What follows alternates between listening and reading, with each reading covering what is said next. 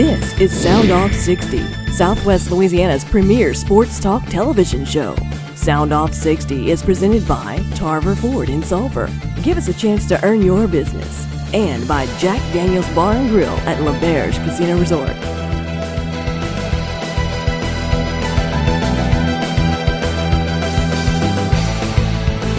Here are the boys, Rick, Scooter, and Kevin.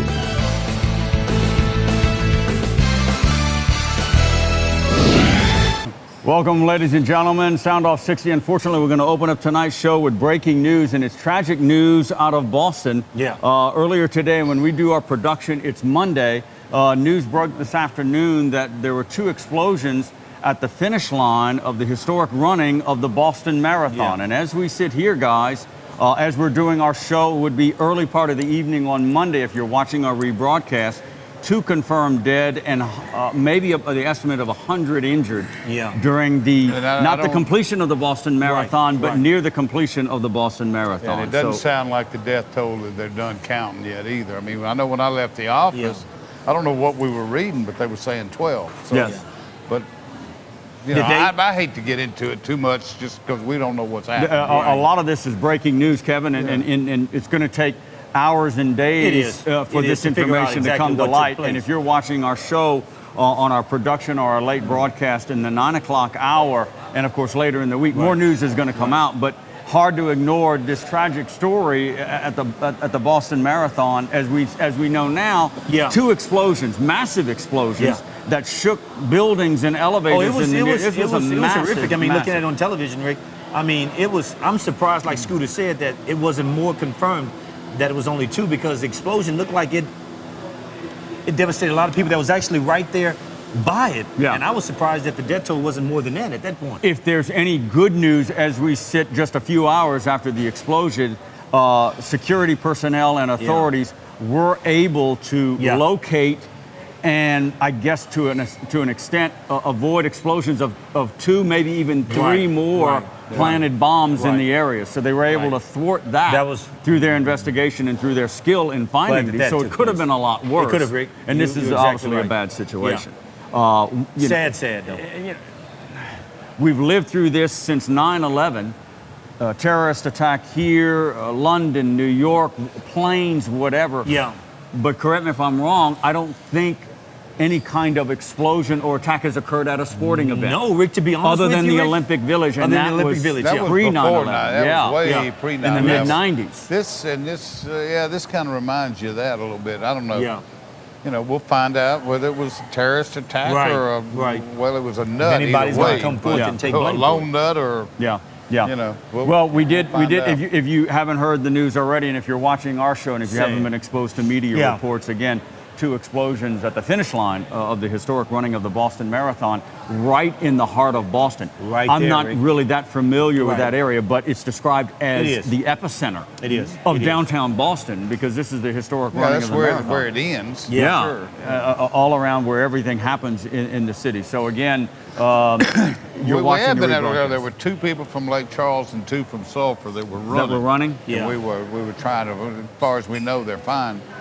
But we were trying to get in touch with them from the paper. They've shut down cell service in Boston. Because, and this is Homeland Security says these cell that can trigger bombs, can detonate bombs. No confirmation that the actual local people were actually running in the race, or they were. No, 2 of them we know finished the race. Okay. I mean, they had times posted. Well, and 2 of them were still running, so I would assume that means they're fine. So continue to monitor the American press and local media outlets for further details about the local folks that were in the race. And obviously, when the explosions occurred, the race ended. They were actually moving the folks still on the course away from the finish line, saying, okay, we've got an issue, we got problems. So basically, you know, it ended early, the Boston Marathon. So we wanted to fill you in on this tragic, sad news coming out of Boston and the Boston Marathon. We're going to take a short pause. When we come back, we'll get into the heart of our show, which is sports, of course, the Masters, McNeese Spring Football, maybe getting prepared for LSU Spring Football, that and more. When Soundof60 continues from Jack Daniel's at L'Auberge Casino. Stay right here. Soundof60 is brought to you by Tarver Ford in Sulphur. Give us a chance to earn your business. And by Jack Daniel's Bar and Grill at L'Auberge Casino Resort. So Todd, there's Truck Month, then there's Tarver Ford Truck Month. What happens here? Well, at Tarver Ford, you got 2013 XLT V8, two-wheel drive and four-wheel drive crew cab pickup trucks, $12,000 off MSRP. You also have 2012 model Lariat four-wheel drive diesels, King Ranch diesel at $12,000 off MSRP. And they all come with lifetime oil changes and lifetime state inspection stickers. Todd, that's a lot of trucks. Told you, at Tarver Ford, exit 21 in Suffolk. Give us a chance to earn your business.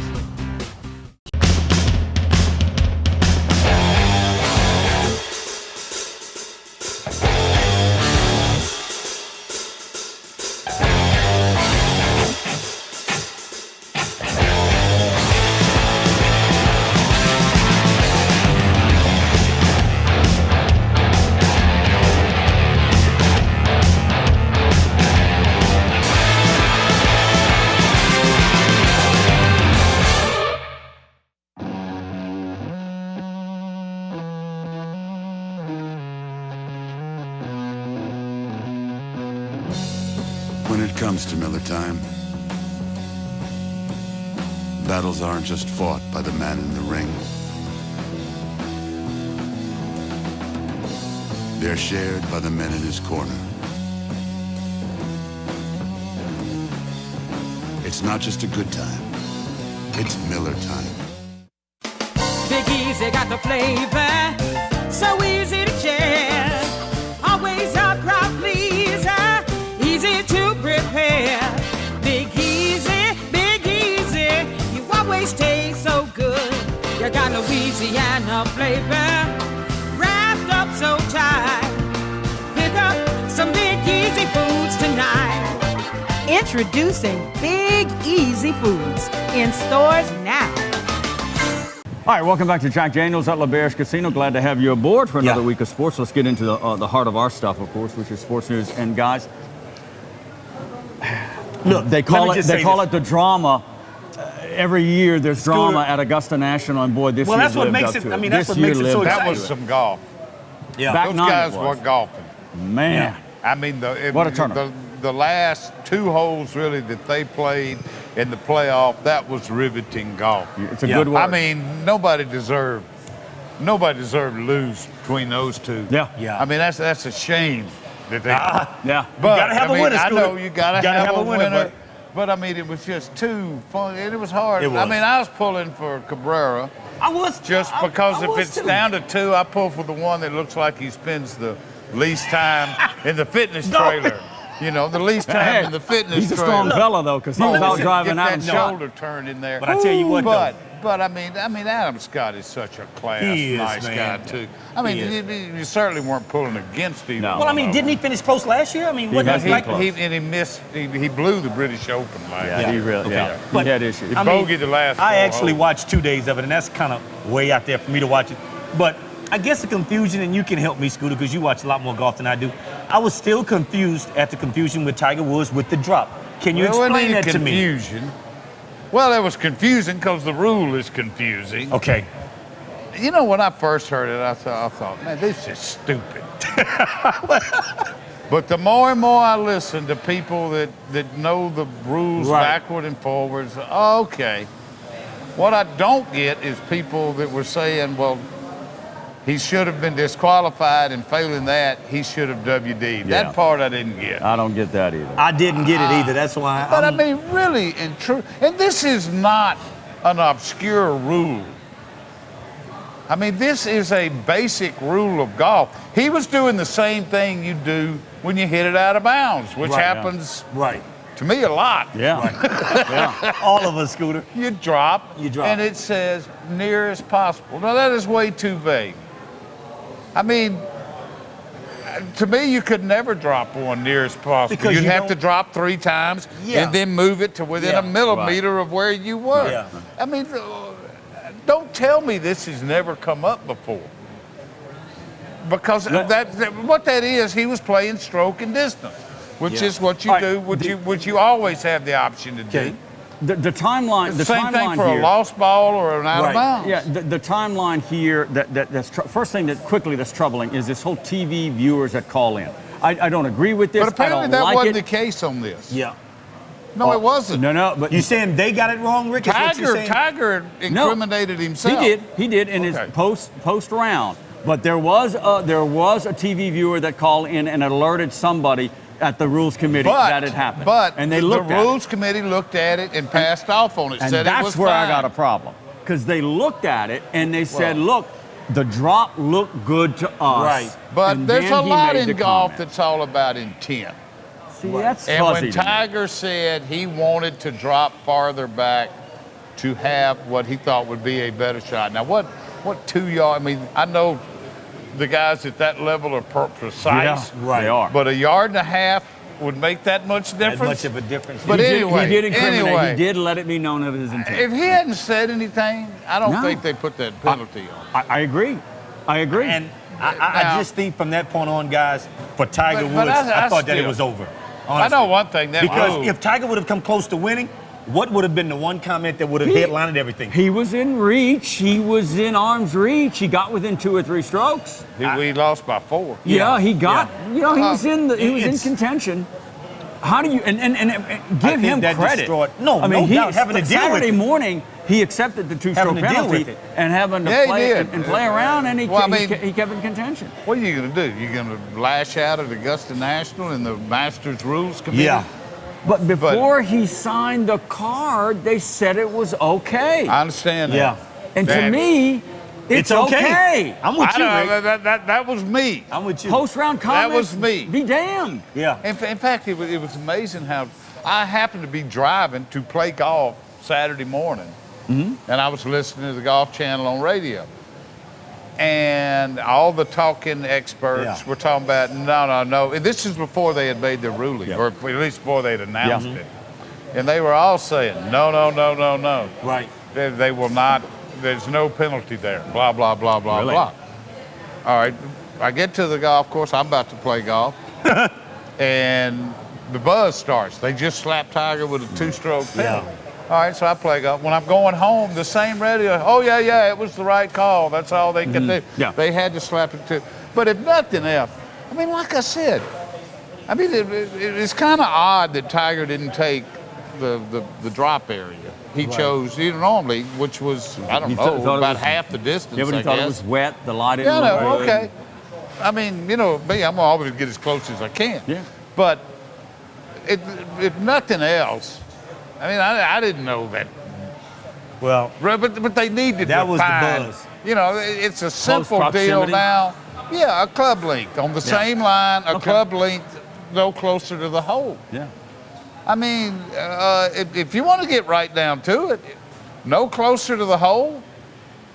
I mean, if they're going to be that precise with it, well, to me, you'd have to put the ball in the divot you just hit. Exactly. Yeah. You place it in the To be that precise. Yeah, you can't place it. because you figure the divot hit this far behind the ball. Right. I mean, the divot started. Now we're getting to the minutiae. Well, I mean, that's what they're going on. I know. Let me jump in with this. I did a quick call around. I was just kind of interested. To your point about the what did you call it? Maybe the gray area? Dave Casper. I went to 3 local pros. Just get their opinion. Right. Dave Casper, of course, used to be the golf pro at Lake Charles Country Club, now at Casati Ponce. I'm paraphrasing. The rule is clear. There should be no, Dave feels that there's no gray area in this rule in regards to dropping and how you're supposed to drop Dave's it. wrong that there's no gray area. He says now, he may be right that the pros and the people who play a lot of golf know the rule and know it precisely. And it surprised me when Dave said he should have been disqualified. See, that's the part I don't get. But couldn't because, in his words, the Rules Committee mishandled it because they didn't go to him prior to him signing the card. All right, so, once that's the cards Dave was signed. Now, Devin Thomas at Great Plantation said, I didn't get to speak with him long because, hey, what do you think? Disqualified. Hardliner. Disqualified. What? Should have been See, out. I don't get the I don't get that either. either. Maybe I don't know golf. Derek Smith, Mallard To weigh in Cove on that? said the Rules Committee at the Masters handled it correctly. Okay. In that the TV viewer, the rule, when it happened, the time sequence, handled it correctly. Interesting. Very interesting, Rick. Well, that rule needs to be looked at. But like I said, I agree. That's a rule that comes up in just about every round of golf, too. Whenever I'm talking about the casual golfer, if you want to play, I know your Saturday morning scat game, you're not going to worry about something like that. But still, if you want to play by USGA rules, they need to define it. I agree. And it's a simple enough task. I agree. Same thing they do for everything else. A club length from where you hit the ball. I like that. I like that. All right, let's hold it there. Well, All right, we're going to take our second break of the night. Coming up, we're talking cowgirl softball, and what a year they're having. Last year was a great season, and they might be even doing better this year. Cowgirls head softball coach Mike Smith will join us to talk about the softball girls at McNeese State. Stay right here. We'll be right back. Soundof 60 is presented by Jack Daniel's Bar and Grill at L'Auberge Casino Resort and by Tarver Ford, Douglas Parkway in Sulphur.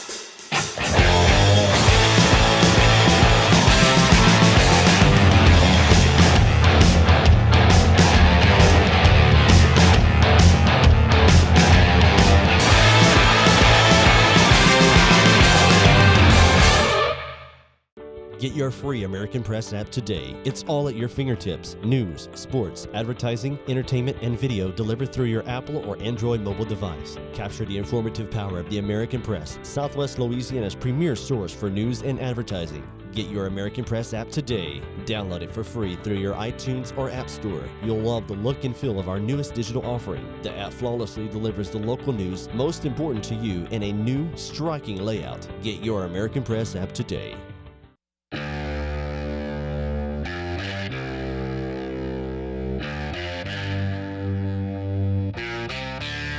When Miller time is on the line, friends don't choose sides.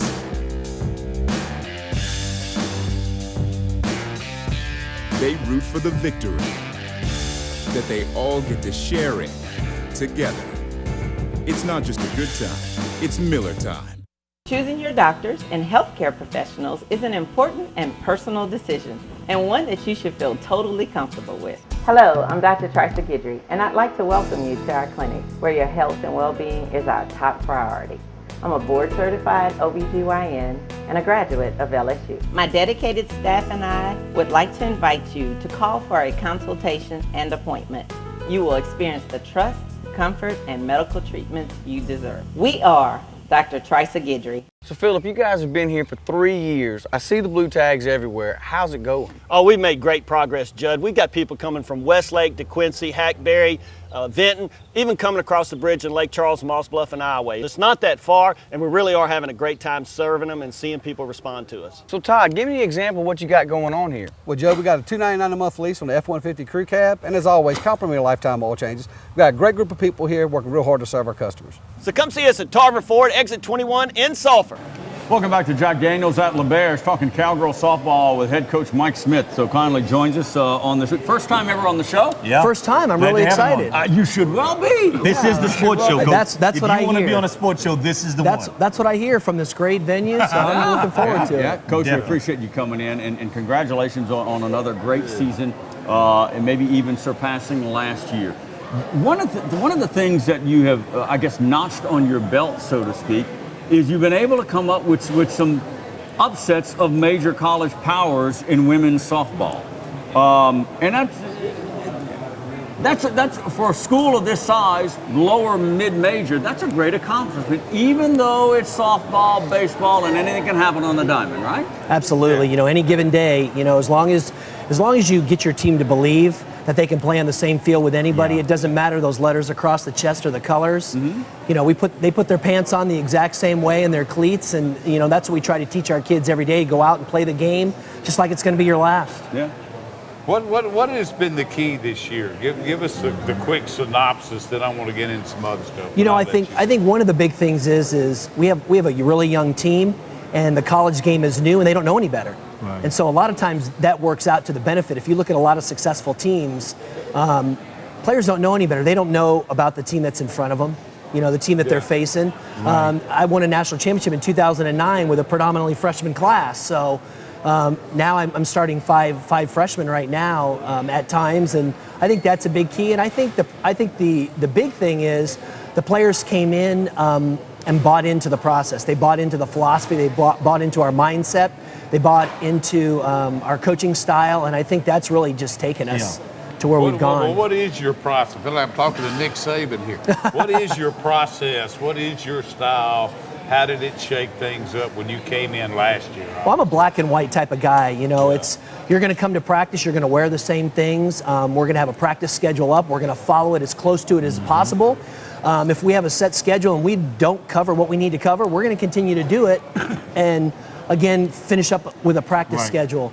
You know, if we say we're gonna take this team to this step, we're going to continue to do it in that direction. And I think that's important when you have a philosophy of, staying true to what you're doing. Coach, when you look at a lot of the local high school teams here around town, does it really give you a sense of excitement to know that maybe some of the talent that's there, that you can get an opportunity to coach some of these young ladies? How has that been for you in coming here and coaching girls softball?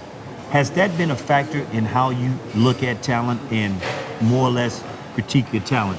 Sure, coming from California, where they consider us the hotbed of softball. I try to compare what is here in the Southwest and what's in California and try to do my recruiting with that way. But we're fortunate enough this year where I've got 3 kids that played at Barb High School and 1 that played at Sulphur. And, and all 4 of them were top players in 5A. So we're fortunate to get the top kids, in the area. We lost a couple to LSU and ULL, but that's just the way it's going to happen. But we're going to go after those same type of recruits that LSU and ULL are going after, and try to get them to build our program. And I think that's important. But that's just to comment on that. Normally, you don't hear that coming from coaches when you're dealing with the flagship school such as LSU to say we want the same folks that you want to recruit.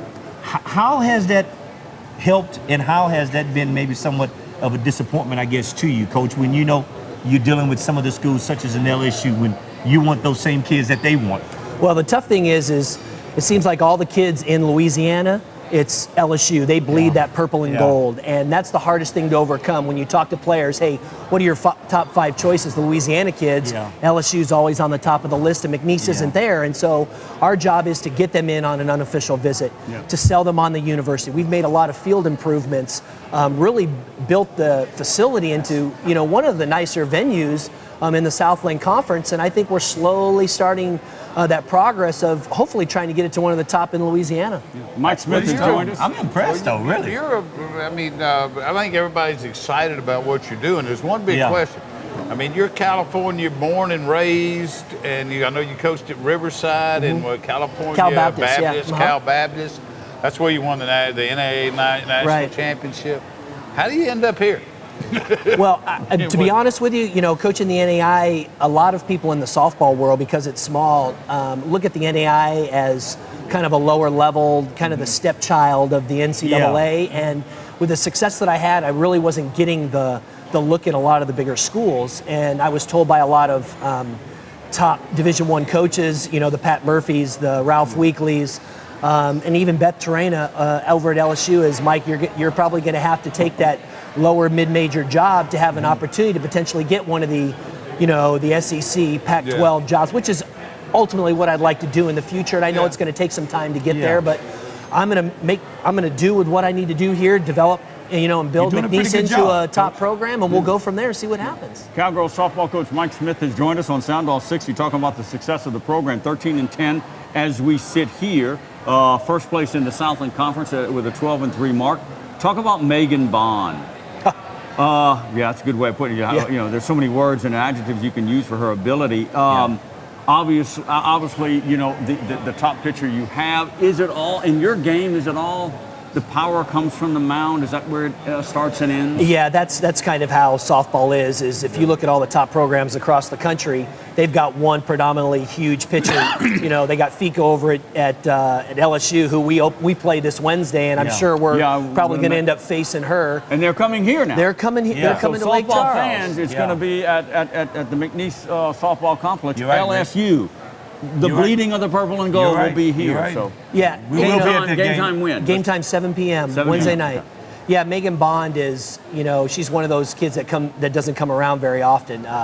out of Mississippi, pitcher out of Mississippi, had a great freshman campaign before I got here. In fact, I think she was the conference tournament pitcher of the year, and had a really great freshman campaign. Struggled sophomore, had some pretty good success last year with my first year, and struggled towards the end of the year. And we brought a new pitching coach in to kind of mentally get her prepared. And Coach Joanna Harden, who I brought in, was a former player of mine back in California, has done an outstanding job, not just with Megan Bond, but really our young pitching staff. Jamie Allred, who's our freshman pitcher out of Texas, is having just as good as year as Megan Bond is right now as a freshman, which is a huge thing for the future of our program. Yeah. I agree. Well, in softball, though, I mean, when you talked about pitching, it seems like pitching dominates softball more than baseball. I agree. Right? You know, that's the one thing. If there's anything that I'm not a fan of the game of softball is one pitcher can dominate an entire team. In baseball, they can dominate an entire tournament because they can pitch every game. Potentially an entire year too. Yeah. So I mean, you know, Jenny Finch. I mean, she dominated an entire year. Taryn Mowat, you know, out of Arizona. So those type of players, but. I really feel like the game has evolved over the last 5 to 10 years. You really have to be now too deep, especially the way the tournaments are. You really have to be too deep in pitching. You got to have two good, solid pitchers to be successful. And I know that's what helped me win a championship in 2009 with having, I was really 3 and even 4 deep. But I think that's the most important thing. I like to have a balanced pitching staff. A power pitcher, a pitcher that's a down ball pitcher, an up ball pitcher, and somebody that can throw some junk. So just to change some different eye levels and some speeds. Coach, you've got a lot of the young ladies that's probably watching the show saying, you know what, one day I want to have the opportunity to play softball at a school such as McNeese or anywhere. What advice would you give any young lady wanting to get into softball and make it a sport that they would probably want to enjoy, hopefully go off and play college? Well, that's a great question. I think the big thing is if you're new to the game, is just try it. Yeah. You're going to fall in love with it. That's one thing. You know, I played professional baseball for 12 years, and my first opportunity was coaching in college. And I fell in love with the game. It's quick paced. The thing I love about it is you can get a game done in an hour and a half versus baseball 3 hours.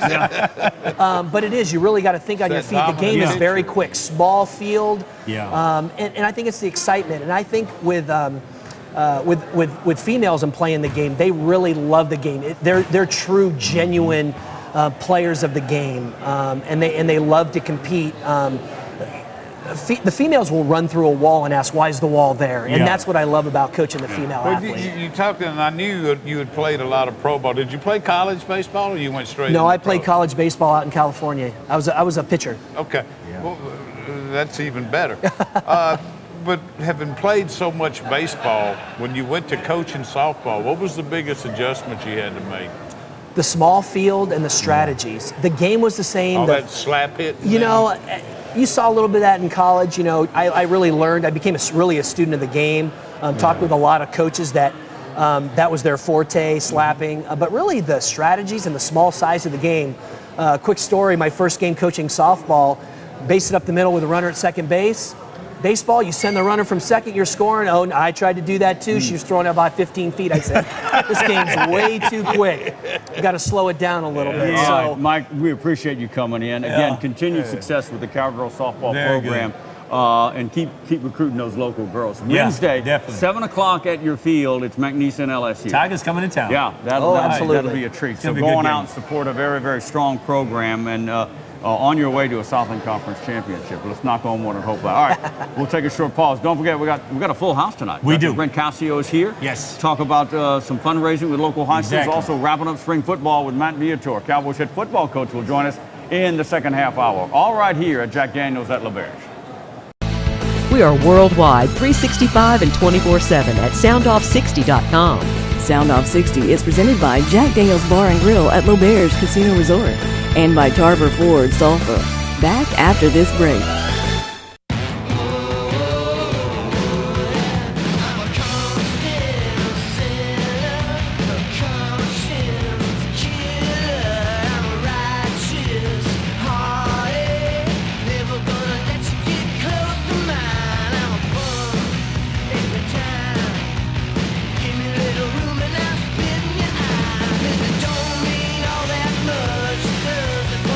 It's not just a good time, it's Miller time.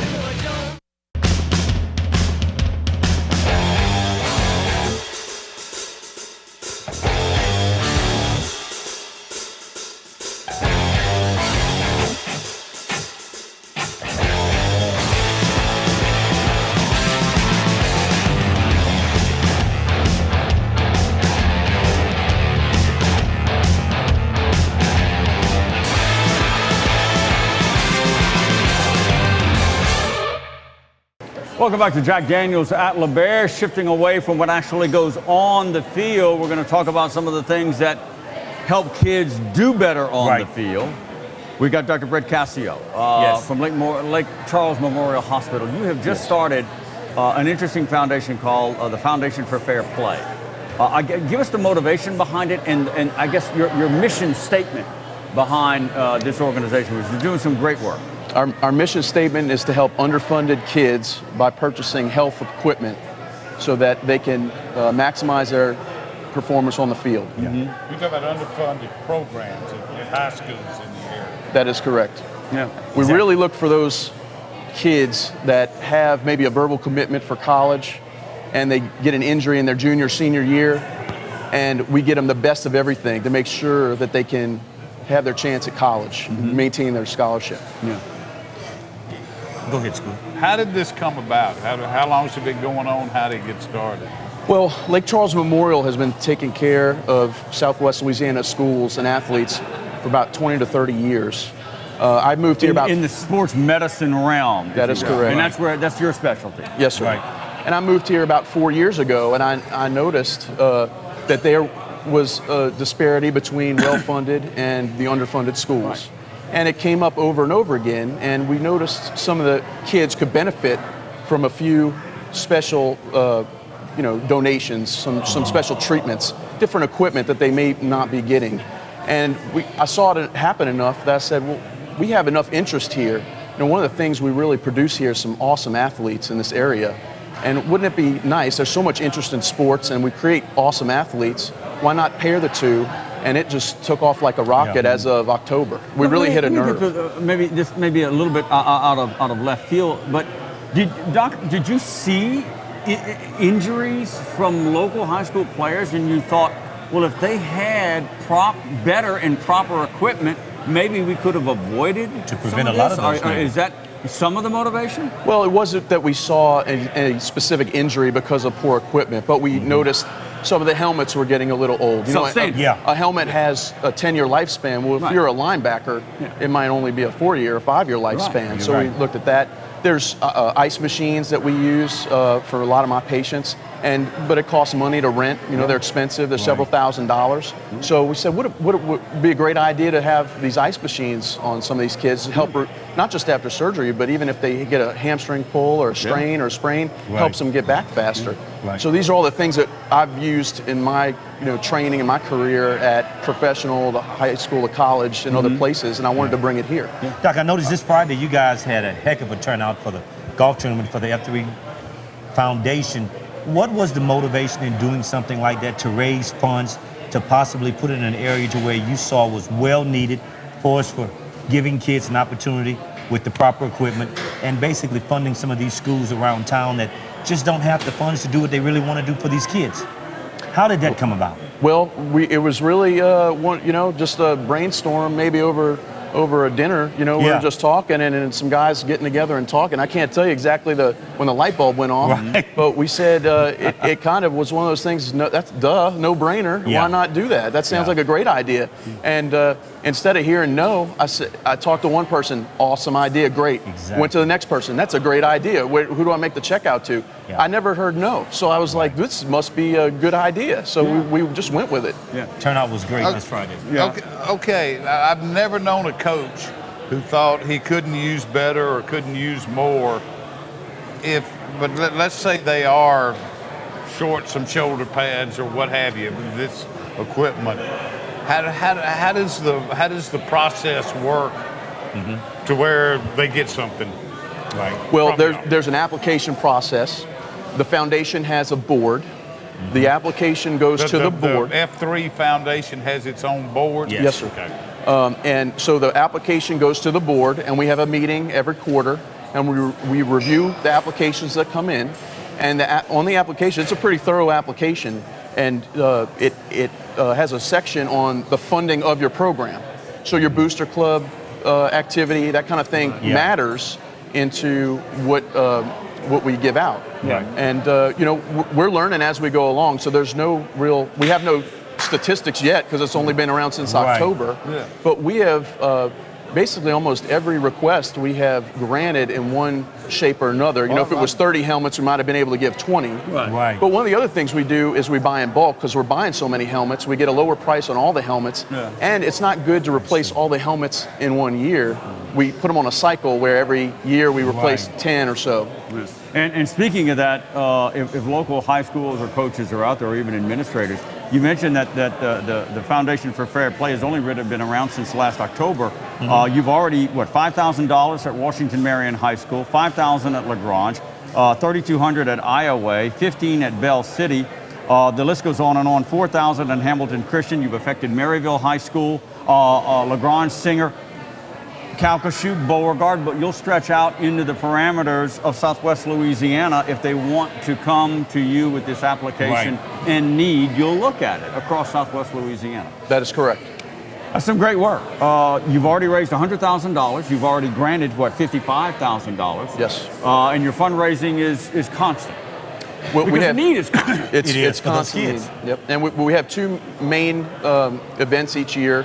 Well, for the past year, it looks like we're going to go forward with an annual dinner riverboat cruise on the lake. Yeah. That was a huge success. We raised about $50,000 or $60,000 in one night with that. Wow. And then our golf tournament, it will be our other event, and we look like we made about $15,000 off our golf tournament Friday at La Berge. You mentioned your background.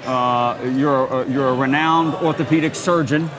I wouldn't say renowned, but I'm an orthopedic surgeon. I specialize. We're going to give you the bell on that one. Lake Charles Memorial Hospital, and talk a little bit about the sports medicine group at Lake Charles Memorial. You mentioned that y'all have been servicing local high schools for their sports medicine needs for a number of years now. Talk a little bit about the specialty in what you guys do. Well, I did a fellowship, an extra year of training in Vail, so we took care of the Broncos there. And I have a partner that specializes in hand surgery. I have a partner who specializes in orthopedic trauma surgery, a partner who specializes in foot and ankle surgery, trained all over the country, and they all moved here. So we have someone that does every specialty that can happen to an athlete on the field. The main things I handle are shoulders, hips, and knees. But we have somebody that handles everything, because you can't be good at everything. Right. If you look at, if you take care of a professional team, you have a different specialist for each thing. Yeah. Sometimes they'll even go out of town for a certain thing.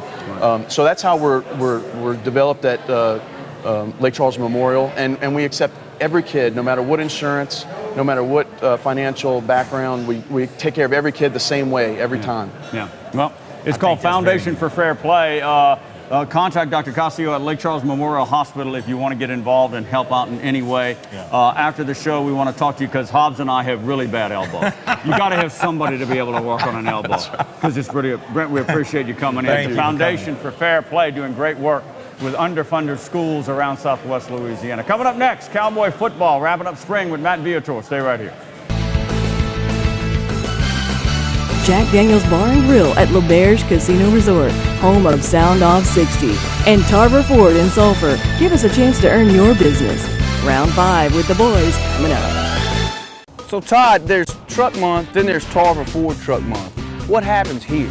Well, at Tarver Ford, you got 2013 XLT V8, two-wheel drive and four-wheel drive crew cab pickup trucks, $12,000 off MSRP. You also have 2012 model Lariat four-wheel drive diesels, King Ranch diesel at $12,000 off MSRP. And they all come with lifetime oil changes and lifetime state inspection stickers. Todd, that's a lot of trucks. Told you. At Tarver Ford, exit 21 in Sulphur. Give us a chance to earn your business. Get your free American Press app today. It's all at your fingertips. News, sports, advertising, entertainment, and video delivered through your Apple or Android mobile device. Capture the informative power of the American Press, Southwest Louisiana's premier source for news and advertising. Get your American Press app today. Download it for free through your iTunes or App Store. You'll love the look and feel of our newest digital offering. The app flawlessly delivers the local news most important to you in a new, striking layout. Get your American Press app today. What is it about Luxair cooling products that deliver the comfort you've been wishing for? Is it their energy-saving performance? Those super cozy moments with loved ones? Or perhaps it's that great feeling you get in helping those wishing for a little comfort of their own. For over a decade, we've been helping deliver hope, strength, and joy to Make-A-Wish children and families at a time when they need it most. Find out how Luxair home comfort products will make you feel really good this season. Luxair. the comfort you've been wishing for. We told you it was a full house. We're going to go to card number 4, if you will, of our full house. Cowboy head football coach Matt Viator has joined us to talk about wrapping Matt's up no stranger, spring. though. Matt's a regular. He Matt's is no stranger, and he always avails himself to this show. Yes. I don't know why he avails himself to your idiotic questions. Whatever. But this is the one person that probably knows more about what's going on this set. Okay? Sitting here tonight. You? Okay? Or Matt? Talking about Matt. Of course. All right, Coach, we appreciate you coming in. Sorry you had to be a part of that little scene there. You want to settle down? Yeah, I'm going to settle down. We've got company tonight. I know, we got company tonight. Right in front of the company, We're going to be okay? good. Right, all right. Okay. Kind of like our staff meetings here. Yeah, really. Kind of like that. Good one. You hadn't sat through one of our meetings. All right, Matt. All right, we have meetings? Well, y'all could tell me about them. Yeah, we do. Okay. Can we get to the interview, please? All right, go ahead. All right, Matt. One of the things that I know you go into spring about is avoiding that big injury. Yeah. Give us a sense of, I know you had a lot of nicks, bumps, and bruises. The scrimmages were an adventure, to say the least. Give us an idea how you came out of spring. I think we came out good. Like I said, we held some kids out of scrimmages and things, but and I think the kids we got hurt last year are progressing, and they seem to be on course to possibly be back. But I think probably the most serious injury we had was Aaron Sam, which that really scared us. It's a kid that played a lot last year, corner. Yeah. He actually went down the first day, non-contact, and we got some good news on him. Anytime you have surgery is not great news, but he'll be back yes, for the summer? Yeah, it seems like it, and so that's not going to be a problem. So we kind of dodged a bullet there. We thought Javaris Murray was hurt more than he was in that scrimmage, but we dodged a bullet there. So, all in all. Matt, you mentioned about injuries from last season. Give me a name, refresh my memory in regards to an injury from last season and progressing through the spring.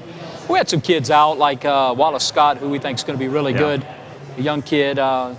He seems to be, rehab's going good. Will Briscoe, we think he's on track. Keelan Bruno is the kid that got hurt. Dylan Berlin. All those kids are rehabbing, and so it seems to be going pretty good. And that's good news. That's good news. So, what was your if you had a checklist going into spring? What would it have been? The top 3 or 4 on it? Well, it was really, and still are. I mean, offensive line was, we ended up last year in a situation when Miguel Gautreaux and Jonathan Landry got 6 years. We ended up with 5 seniors in 1 year. And the good news was we got them back. The bad news was we couldn't sign somebody because we had them back. Yeah. So we knew we'd be, we moved Nick Gorman and Quentin Marsh, both from the defensive line, and I thought they both did really good, which really in a sense for me gave us 2 transfers. Yeah. Because, we had 2 kids that could start in January doing what they were doing. So that was a huge concern, and I feel really good about that. And then we have some kids that we think are talented on the defensive line that are young kids. Yeah. And we really wanted to see what they could do, like Cam Smith and Zach Kettrick and Grody and those kids. And I thought they did good. Mm-hmm. Coach, when you look around the country, you see so many teams that are now starting to play more freshman class guys that are coming in. How and will that play a factor in the success that you're going to look to have this year? Well, I think you have to now, and for different reasons. I'm sure the LSUs of the world, because they're leaving early now. Mm-hmm. That's their reason, and for our reason is limited numbers. Right. So everybody kind of, I guess, has their reason, but we got to do a better job of that, of getting them more ready to play earlier than what we've been doing. But now that we're able to bring our kids in for summer school, which we never were able to do in the past, that's really the key. I mean, not only does it help them in school, but they're here, and at least they're doing, most of the time a kid can't play early because he don't know what the other guys know, and he's not in the same shape as the other guy. You're right. Yeah. I went home, I stayed home, and I did this and this. Well, you weren't doing what they were doing. Exactly. And so That's if you can do that and acclimate them a little bit quicker to your system in terms of offense and defense, plus they're in the same conditioning at least, because they went through the same summer program as your older kids. Now they have a chance. Yeah. Matt Viator, Cowboys head football coach, has joined us. They wrapped up spring over the weekend with the annual blue and gold scrimmage. I guess to a degree dominated by the defense. Let's go on the offensive side.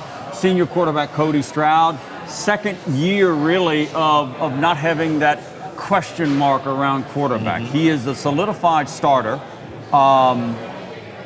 Answer that. I assume he's a solidified starter. I mean, he's the number 1 guy going into the spring, and sure. But you know, Is there any open competition at all, or in your mind he's going to go into August? Oh no, it's always open. It's always open.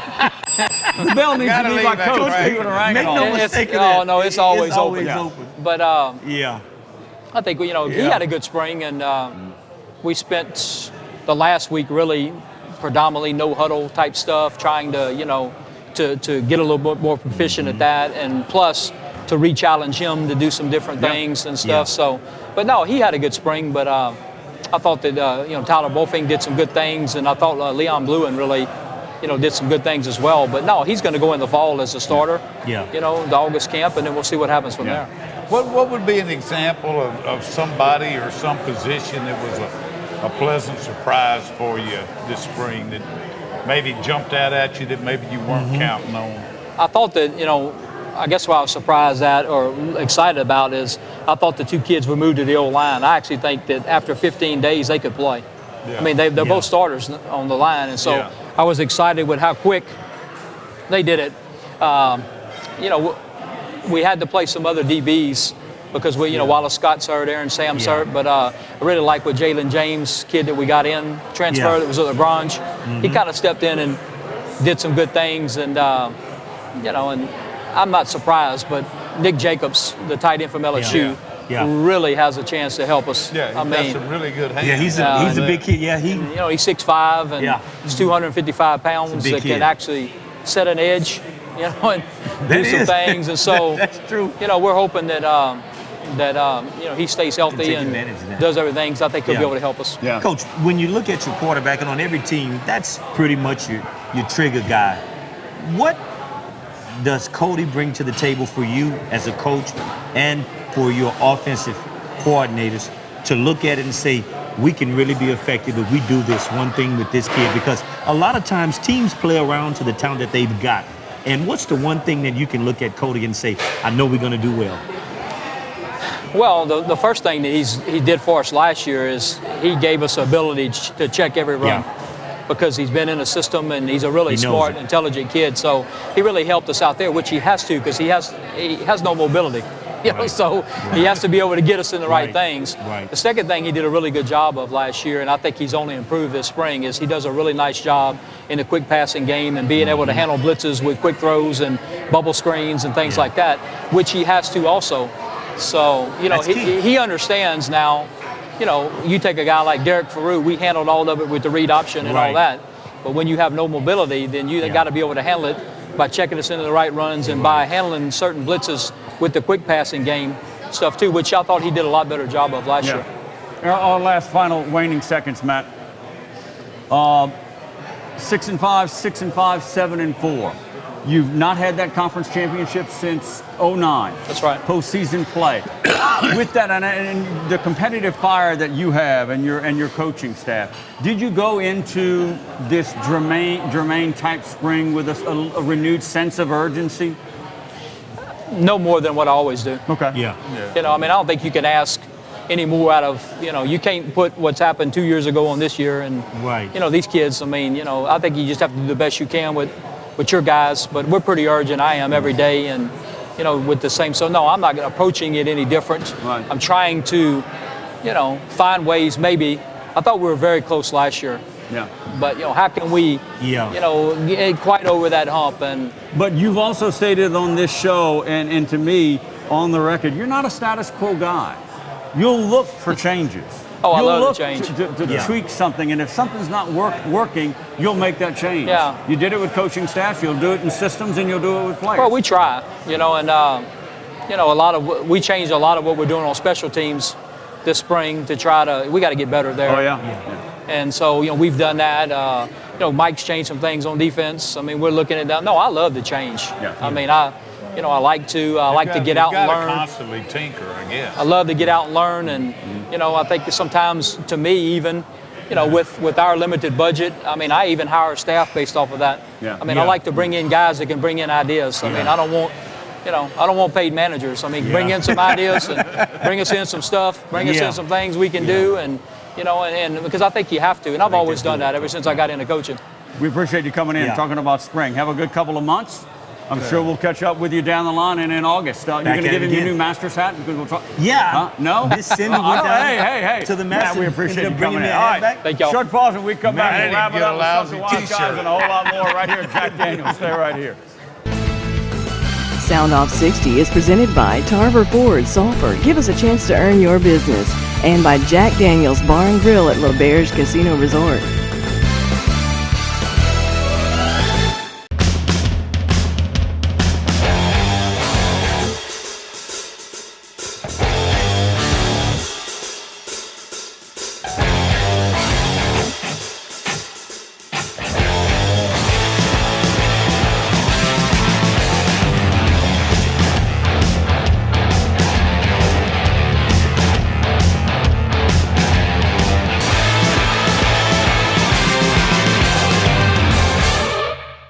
So Philip, you guys have been here for 3 years. I see the blue tags everywhere. How's it going? Oh, we've made great progress, Judd. We've got people coming from Westlake to Quincy, Hackberry, Vinton, even coming across the bridge in Lake Charles, Moss Bluff, and Iowa. It's not that far, and we really are having a great time serving them and seeing people respond to us. So Todd, give me an example of what you got going on here. Well, Joe, we got a $299 a month lease on the F-150 crew cab, and as always, complimentary lifetime oil changes. We've got a great group of people here working real hard to serve our customers. So come see us at Tarver Ford, exit 21 in Sulphur.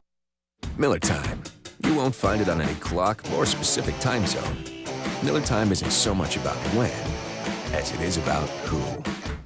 It's about the friends you go to bat for, the ones who'll be there when they say they will. Even if being there means crossing state lines with no questions asked. Because guys that leave nobody behind deserve a beer that leaves no taste behind. And with great friends and a great tasting light beer, it's not just a good time, it's Miller Time.